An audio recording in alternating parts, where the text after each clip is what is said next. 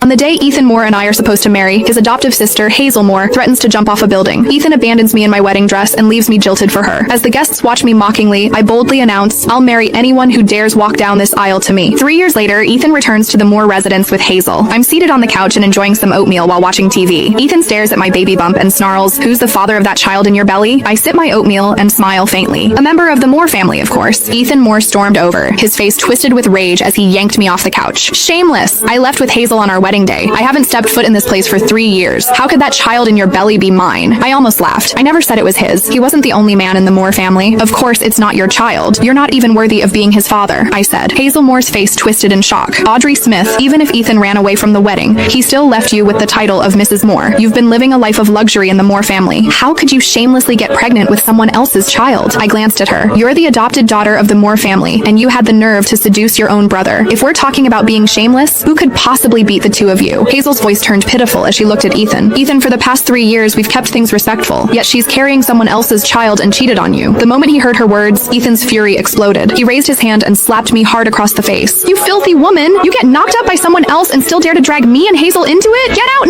now!" he shouted. The sharp pain bloomed across my cheek. My head went blank for a second from the force of the slap. Ethan ran off with Hazel 3 years ago, leaving me alone to face all the whispers and laughter at our wedding. Driven by rage, I called for a groom on the spot. It was his uncle, Jeremiah Moore, who stepped up and married me that same day. In Beaverton City, Jeremiah was known as the Frost King. Everyone has treated me with the utmost respect ever since I married him. After I got pregnant, he spoiled me even more. He wouldn't let a strand of my hair be harmed. Blood would have been spilled if he had known what Ethan had just done. To avoid a full-blown family tragedy, and for the sake of the child in my belly, I said coldly, "If you both leave now, I'll pretend this never happened." However, they didn't appreciate the offer. Hazel lunged forward and yanked my hair. "Ethan, this woman is scared. She wants us to leave now so she can use that child to take everything from the Moores." Ethan snapped. "So that's what this is about? Well, I'm not letting it happen." I twisted away from Hazel's grip and said coldly, "David disowned you the day you two ran off. You had nothing to do with this family from that moment on." Hazel let out a scoff. "That was just Grandpa venting. Ethan's the only grandson of the Moore family. Do you really think he's going to stay disowned forever?" Ethan's expression turned smug. "Grandpa already said everything belongs to me." I placed a hand over my belly, my voice icy. "Not anymore. This child is also a member of the Moore family." I thought I'd made myself perfectly clear. However, Ethan's eyes flared with rage as he stared at me. "So you're planning to pass that illegitimate child off as a Moore? I'll teach you a lesson now." His slap landed even harder this time. I clutched my belly as I collapsed to the floor. Upon seeing the twisted hatred on their faces, panic surged inside me. I couldn't let them hurt the baby. I said desperately, "He is not an illegitimate child. He is..." Before I could say another word, Ethan bent down and grabbed the shattered porcelain bowl of oatmeal off the floor. He shoved the shards and oatmeal straight into my mouth. "Hazel and I have struggled to survive for the past 3 years, yet you've been leeching off the Moore family, living in comfort with that child in your belly. Well, let me make sure you get your fill today."